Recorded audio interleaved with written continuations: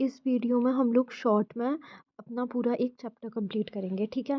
तो चैप्टर का नाम है constitution why and how, constitution क्यों और कैसे, ठीक है।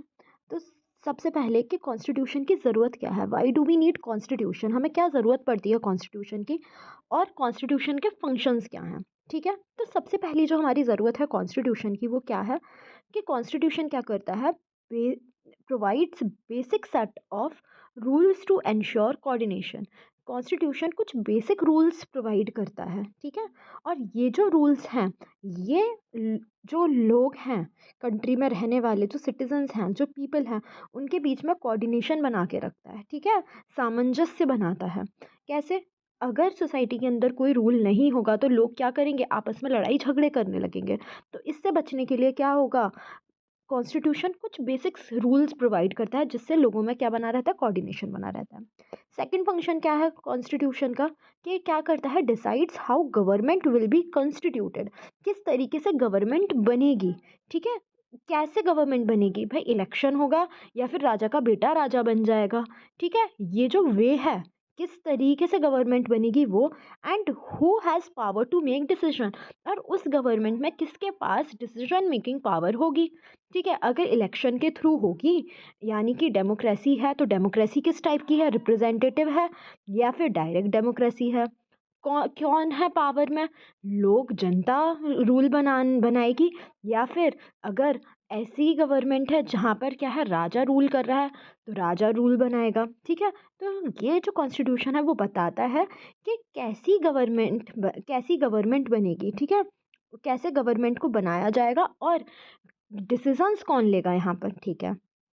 थर्ड क्या है, sets limits on power of government, government की पावर पर लिमिट सेट कर देता है भाई। इट मीन्स कि गवर्नमेंट क्या नहीं कर सकती, अपनी पावर को ओवर ब्रीच नहीं कर सकती, अपनी पावर को अनलिमिटेडली यूज़ नहीं कर सकती है। उसको क्या देखना होगा कि लोगों के फंडामेंटल राइट्स तो वॉयलेट नहीं हो रहे हैं, ठीक है, ये सारी चीज़ें।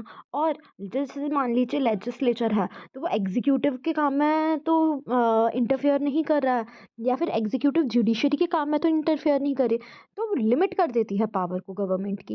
एंड हमारा लास्ट जो है, enable government to fulfil aspirations of society, और एनएबल करती है गवर्नमेंट को कि वो क्या करे, लोगों की जो एस्पिरेशंस हैं उन्हें फुलफिल करें, ठीक है। ये हो गया। अब हमारा आता है नेक्स्ट क्वेश्चन कि व्हाट इज़ कॉन्स्टिट्यूशन, भाई कॉन्स्टिट्यूशन क्या है। कॉन्स्टिट्यूशन है एक रूल बुक, ठीक है, रूल बुक है। हमें तीन चीज़ें याद रखनी है। The first thing is the constitution is a rule book. Second thing, supreme law of country, जो कॉन्स्टिट्यूशन है वो कंट्री का सुप्रीम लॉ है, इसके ऊपर और कोई लॉ नहीं है, ठीक है। एंड थर्ड है, lays down basic rules, constitution क्या करता है, ले डाउन करता है बेसिक रूल्स एंड प्रिंसिपल्स को, जो क्या करेंगे, जिसके अकॉर्डिंग गवर्नमेंट जो है, जो नेशन है वो गवर्न करेगा, ठीक है, जिसके अकॉर्डिंग जो नेशन है, कंट्री है, वो रन करेगी। यानी कि the constitution lays down basic rules and principles according to which nation is governed or the country is ruled. Next इसमें आता है हमारा question, how constitution provides fundamental identity to people, किस तरीके से कॉन्स्टिट्यूशन लोगों को फंडामेंटल आइडेंटिटी प्रोवाइड करता है। द फर्स्ट थिंग इज़, किस तरीके से फंडामेंटल आइडेंटिटी प्रोवाइड कर रहा है। सबसे पहली चीज़ क्या करता है, क्रिएट्स कलेक्टिव पॉलिटिकल आइडेंटिटी। सबसे पहली जो चीज़ करता है कि भाई कलेक्टिव पॉलिटिकल आइडेंटिटी प्रोवाइड करता है लोगों को। यानी कि आप किसी भी रिलीजन के क्यों ना हो, लैंग्वेज क्यों क्यों ना बोल रहे हो, या फिर कोई अलग कल्चर भी फॉलो कर रहे हो, still you are the citizen of India, ठीक है। और जितने सिटीज़न ऑफ इंडिया हैं वो कॉमन रूल को से गवर्न होंगे, ठीक है। सेकंड इसमें बात हो रही है, ये क्या करता है, प्रोवाइड्स मॉरल फ्रेमवर्क। भाई मॉरल फ्रेमवर्क प्रोवाइड करता है, क्या करता है, मॉरल फ्रेमवर्क प्रोवाइड करता है ये, जिसमें क्या होता है, व्हाट गवर्नमेंट, अच्छा मॉरल क्या होता है, मोरालिटी क्या होती है, मोरालिटी होती है कि कोई what one can do and can not do, आप क्या कर सकते हो और क्या नहीं कर सकते हो, उसको हम मॉरलिटी कहते हैं, ठीक है। जब हम बोलते हैं कि this thing is not moral, it means you should not do this one thing, ठीक है। तो मॉरल फ्रेमवर्क प्रोवाइड कर रहा है लोगों को कि what government and citizens can और कैन नॉट डू, ठीक। थर्ड इसका फंक्शन क्या है कि क्या करता है, शेयर्स कॉमन डेमोक्रेटिक वैल्यू को शेयर करता है। यानी कि जो डेमोक्रेटिक वैल्यूज जैसे इक्वालिटी हुई, लिबर्टी हुई, फ्रीडम हुआ, तो ये कॉमन वैल्यूज़ को ये शेयर कर रहा है। ठीक है। एंड द फोर्थ फंक्शन जो है ना, किस तरीके से फंडामेंटल आइडेंटिटी प्रोवाइड करता है लोगों को।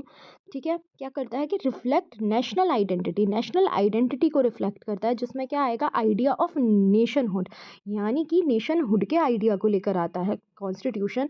जैसे मान लीजिए इंडिया है, इंडिया के अंदर जो आइडिया है नेशनहुड का वो क्या है, यूनिटी इन डाइवर्सिटी। यहाँ के जो लोग हैं वो बहुत अलग अलग वे से डाइवर्स हैं। सम मतलब रिलीजन के बेसिस पर डिवाइडेड है, लैंग्वेज के बेसिस पर डिवाइडेड है, रीजन के बेसिस पर, कल्चर के बेसिस पर डिवाइडेड है, बट स्टिल हम क्या फॉलो करते हैं, यूनिटी इन डाइवर्सिटी। ठीक है। अगर मान लीजिए हम देखें हमारे जो पड़ोसी मुल्क हैं वहाँ पर क्या होगा, वहाँ पर आ जाएगा कि उनकी नेशनल आइडेंटिटी कैसे ड्राइव होती है, उनकी नेशनल आइडेंटिटी ड्राइव होती है रिलीजन के बेसिस पर।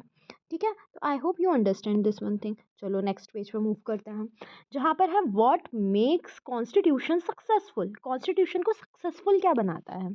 ठीक है, कोई भी कॉन्स्टिट्यूशन है ऐसी क्या चीज़ है उसे सक्सेसफुल बनाएगी।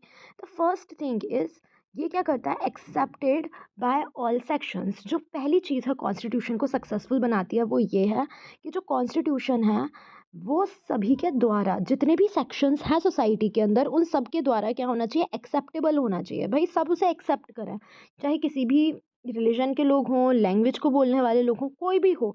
इट मीन्स कि majority as as well as minority, ठीक है, दोनों ही क्या करें, उनको इक्वल राइट्स हों, इक्वालिटी हो, दोनों ही कॉन्स्टिट्यूशन को क्या करें, एक्सेप्ट करें। और एक्सेप्ट कब करेंगी मेजॉरिटी और माइनॉरिटी कॉन्स्टिट्यूशन को, जब दोनों को ही इक्वल राइट्स मिल रहे होंगे। ठीक है, it means freedom and equality है, एंड फ्रीडम एंड इक्वालिटी जहाँ पर है वहाँ पर क्या है, जस्टिस प्रोवाइड होगा लोगों को। ठीक है, सेकंड थिंग जो कॉन्स्टिट्यूशन को सक्सेसफुल बनाती है वो क्या है, बैलेंस्ड इंस्टीट्यूशनल डिज़ाइन। जो बैलेंस्ड इंस्टीट्यूशनल डिज़ाइन है वो कॉन्स्टिट्यूशन को क्या बनाती है, सक्सेसफुल बनाती है। यानी कि क्या होगा, कॉन्स्टिट्यूशन के अंदर चेक्स एंड बैलेंसेस प्रोवाइड हो। मीन्स कि जो कॉन्स्टिट्यूशन है वो कंसंट्रेशन ऑफ पावर को क्या करे, यानी कि पावर जो है वो सिर्फ किसी एक जगह पे इकट्ठी ना हो जाए, उसको रोके।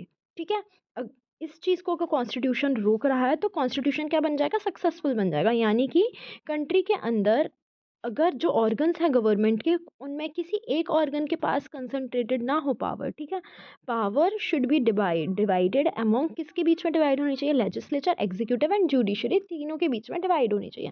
And the third factor which make any constitution successful is balanced between rigidity and flexibility. Rigidity and flexibility के बीच में बैलेंस हो। ठीक, अब किस तरीके से, how Indian constitution was made, किस तरीके से इंडियन कॉन्स्टिट्यूशन बना है। तो सबसे पहले हम देखेंगे कितना टाइम लगा हमारे इंडियन कॉन्स्टिट्यूशन को बनने में। इसको बनने में सिर्फ 2 साल 11 महीने और 18 दिन लगे, 2 years 11 months एंड 18 days। ठीक है, ये फैक्चुअल डिटेल्स हैं, these details are important. Okay, तो जो फर्स्ट थिंग है कि जो फॉर्मेशन है कॉन्स्टिट्यूएंट असेंबली का वो 1946 में होता है। ठीक, और इसकी जो फर्स्ट मीटिंग है, ठीक है, कॉन्स्टिट्यूएंट असेंबली की, वो कब होती है, 9 दिसंबर 1946 में हो रही है। ठीक, अच्छे से याद रखिए, 9 दिसंबर 1946 में फर्स्ट मीटिंग हो रही है। ठीक, उसके बाद 29 अगस्त 1947 को क्या हो रहा है, ड्राफ्टिंग कमेटी फॉर्म हो रही है। और ये ड्राफ्टिंग कमेटी कौन बना रहा है, कि चेयरमैन कौन है, डॉक्टर B.R. अम्बेडकर हैं। ओके, अब 26 नवंबर 1949 को एडॉप्शन होता है कॉन्स्टिट्यूशन का। ठीक है, एडॉप्शन, अगर क्वेश्चन आए एडॉप्शन ऑफ कॉन्स्टिट्यूशन तो क्या डेट होगी, 26 नवंबर 1949 को हो रहा है। ठीक, इसको हम कॉन्स्टिट्यूशन डे की तरह भी सेलिब्रेट करते हैं।